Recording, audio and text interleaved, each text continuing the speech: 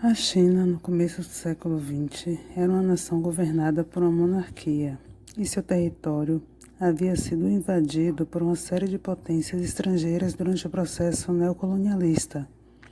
A presença estrangeira na China motivou o crescimento de vários movimentos nacionalistas, que desde o século XIX atuavam no país promovendo várias revoltas.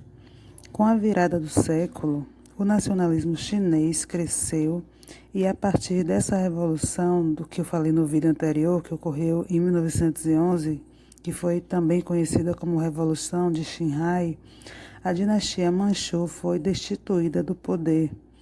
E esse fato colocou fim à monarquia chinesa. Com a queda da monarquia, a China transformou-se numa república e foi formando um governo provisório em torno de Sun Yat-sen, que era um grande nome que representava o nacionalismo chinês naquele período. Esse governo provisório teve o poder transmitido para Yuan Shikai em 1912, e o governo chinês foi responsável por uma tentativa de restauração monárquica entre 1915 e 1916. Esse período de 16 a 27 foi marcado por uma série de movimentos separatistas. Diferentes províncias do interior da China lutavam por sua independência. Nesse período, formaram-se diferentes zonas de influência sob o comando dos senhores da Guerra da China, que eram chefes militares que exerciam poderio nessas localidades. Nesse contexto que surgiu o Kuomintang, porque uma grande força passou a lutar contra os senhores da guerra para garantir a centralização do poder na China. E aí, esse partido nacionalista, que é o Kuomintang, ajudou muito nesse fator. Outra situação que causava grande incômodo nesses membros do Kuomintang era a continuidade das forças estrangeiras na China. Enquanto tudo isso acontecia, outra força despontava na China, que era a força dos comunistas. O fortalecimento do comunismo na China foi inspirado pelo sucesso da revolução organizada pelos bolcheviques na Rússia em 1917. O fortalecimento do comunismo na China, nesse período, também está relacionado diretamente com o fortalecimento do operariado chinês. Por conta desse fortalecimento comunista, foi fundado em julho de 1921 o Partido Comunista Chinês, PCC, que era originalmente formado por 57 membros que levantaram como bandeira a organização do operariado chinês. Entre esses 57 primeiros membros do PCC estava Mao Tse-tung, um homem que seria fundamental para o sucesso desse partido nos anos que se seguiram. Após a fundação do partido, os primeiros anos da relação do Partido Comunista Chinês com o Kuomintang foi pacífico, principalmente por causa da mediação da União Soviética, que fornecia armas e vários recursos para os nacionalistas na guerra dele contra os senhores da guerra. Com isso, os comunistas foram aceitos nos quadros nacionalistas, mas estavam submetidos a Sun Yat-sen, que era líder do Kuomintang.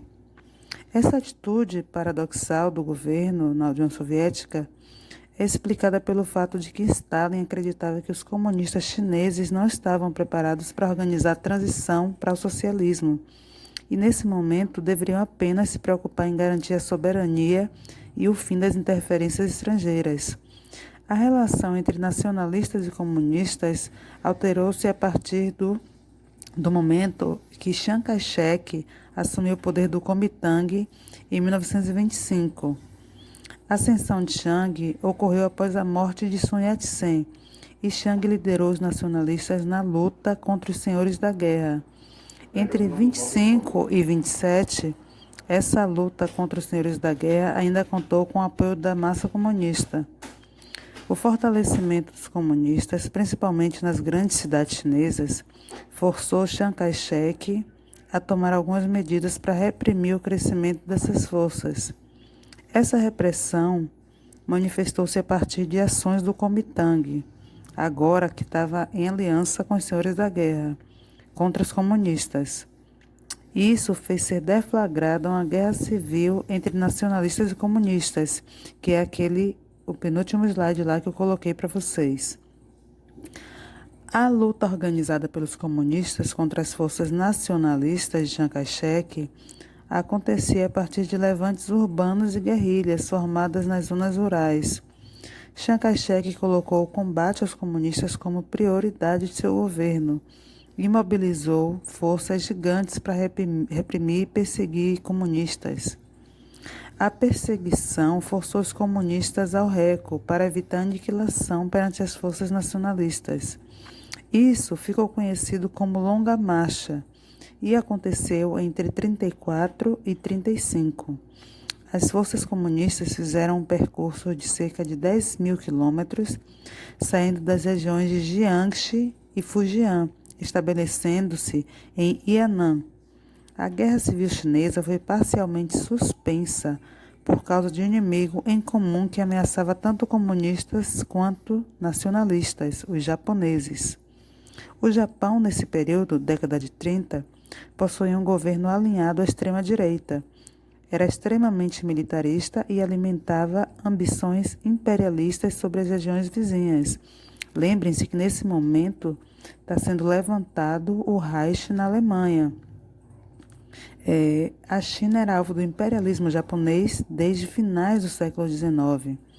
As ações do Japão em relação à China tornaram-se mais contundentes, sobretudo após a invasão da Manchúria, em 1931. A crescente hostilidade japonesa em relação à China deu início a um conflito quando o Japão declarou guerra à China em 1937. Isso marcou o início da Segunda Guerra Sino-Japonesa, que aconteceu durante a Segunda Guerra.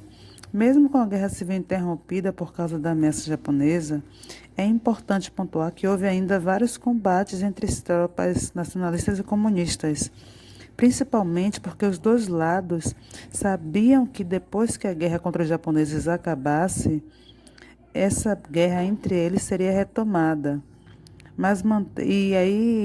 Eles faziam questão de manter sempre os seus opositores enfraquecidos para uma vitória no futuro.